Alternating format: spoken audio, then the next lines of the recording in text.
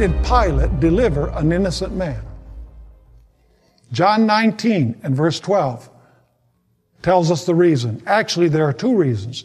Number one, because he was afraid of the people. And number two, he was afraid of losing his political position. He was afraid that Caesar would remove him.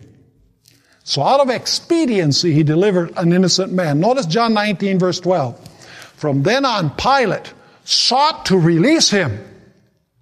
But the Jews cried out, saying, if you let this man go, you are not Caesar's friend. Whoever makes himself a king speaks what? Speaks against Caesar. So what are they saying? They're saying, listen, this man says he is a king, and if you don't do something about it, we're going to tell Caesar, and Caesar is going to remove you from your post. So it was because of fear of losing his political position that he delivered an innocent man. But it was also because the religious leaders pressured the people to ask for the blood of Jesus, and he was afraid of an insurrection and a tumult among the people.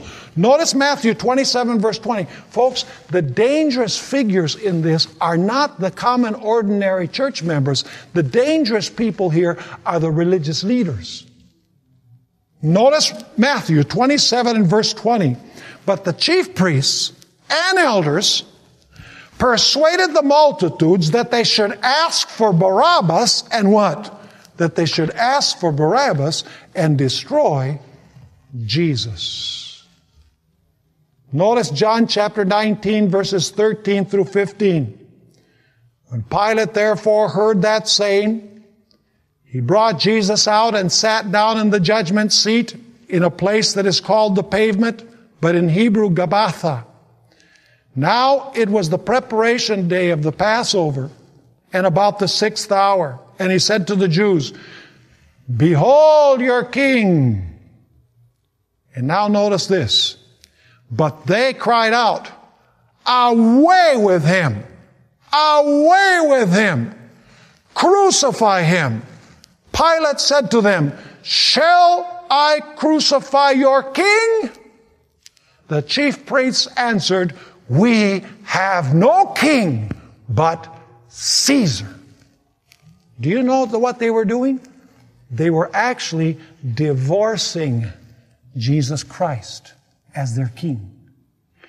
By saying that they had no king but Caesar, they were committing a terrible act of fornication with the king to destroy Jesus Christ. And by the way, lest you wonder about this, did Jesus many times give parables where he spoke about his desire to marry the people in his day, his church?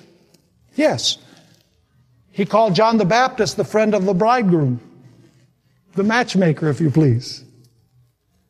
In fact, he said, how can you cry when the bridegroom is in your midst? He spoke of himself as the bridegroom. He gave the parable of the 10 virgins, which is a marriage. He spoke about the king and his servants, Matthew chapter 22.